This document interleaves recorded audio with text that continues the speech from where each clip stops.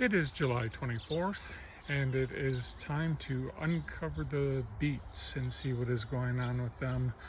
They have been covered because the finches for the last couple of years have been eating the greens, and I didn't want them all picked over by the finches. So we're going to uncover today and take a look inside. The beet greens look amazing.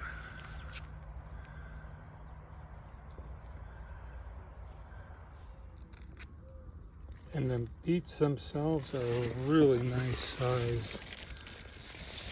Some of them are gigantic. So it's been a good year for beets. Dinner tonight will be beets and beet greens.